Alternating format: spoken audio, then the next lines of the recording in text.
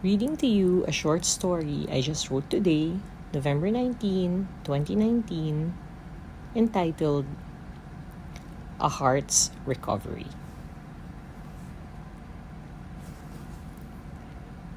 Very casually, with beer in hand, he sat down beside me on the bench and asked, as if we were just friends who haven't seen each other for months. Kumusta ka na?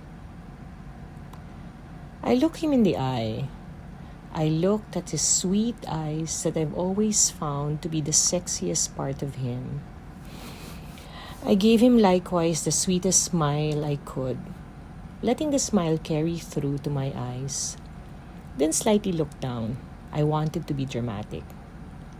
And with just the perfect combination of wit and sadness, I answered, Eto, still recovering from a broken heart. Now looking straight at him, me unafraid, me showing him strength, me sort of like provoking him, I saw surprise in his eyes. He didn't expect that I'd be this honest, this raw. I could tell he was taken aback and didn't know what to say next. So I went in for the kill. But this time, I'd play him first.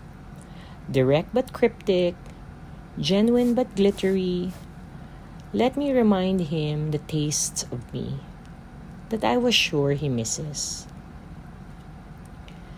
Kahit anong bagay kasi, di ba, through time, lalo na kung ginagamit ng tama, lalo na kung hindi ginagamit ng tama, I just had to be very clear.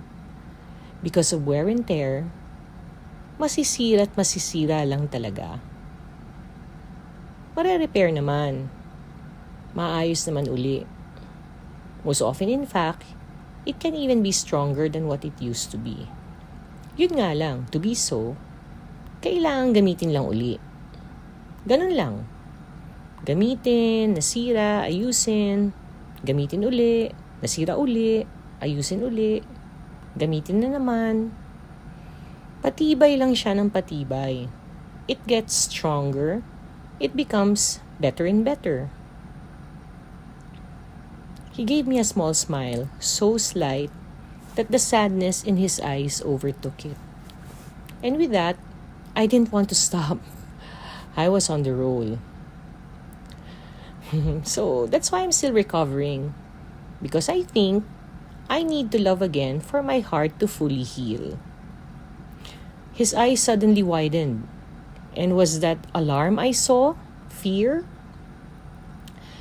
Like, for some cruel reason, knowing he had indeed broken my heart and that I still haven't recovered from him was like telling him that I still loved him. And he liked that. But to now tell him that I needed to love again to recover was like telling him I needed to love someone new. I saw that the thought frightened him, and he didn't like that. He didn't like the thought of me loving another to forget him, of course. But that's exactly the reaction I wanted. Ganun lang naman talaga ang puso, di ba? Magmamahal, masasaktan, mahihirapan makamove on.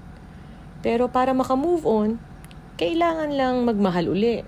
And the cycle continues. And as that goes on and on, palakas lang ng palakas ang puso. Yun ang secret. He was quiet. He looked down. Remembered he was holding a beer. He downed a long gulp. I guess hoping that doing so would give him some kind of a superpower to give me a comeback. Oh, what I would give to know exactly what was running through his mind then. Ako naman, I believe everyone has just that one great love in their whole lifetime. Like, ito yung pag-ibig na kahit sinaktan ka na, iniwan ka pa, bakit ba sa kanya ka pa rin balik ng balik? Siguro kasi, lalo mo nga lang siya minamahal in the process. And then he looked at me intently, like he was trying so hard to read my mind as he was seeing my face. So with your one great love, even if he has really broken your heart, ang sabi ko nga, if to recover is to love again, that means it's him that you will just need to love again? Ganon? Tama ba yun, ha? Tama ba yun? Sagutin mo nga ako. And I was prodding him on lightly, excitedly, mischievously, hoping he was getting what I wanted to get at, where I wanted us to be. Ibang klase ka talaga. And that was all he could say. He was looking at me. His smile seemed to be the kind that would grow bigger and bigger if we'd continue talking.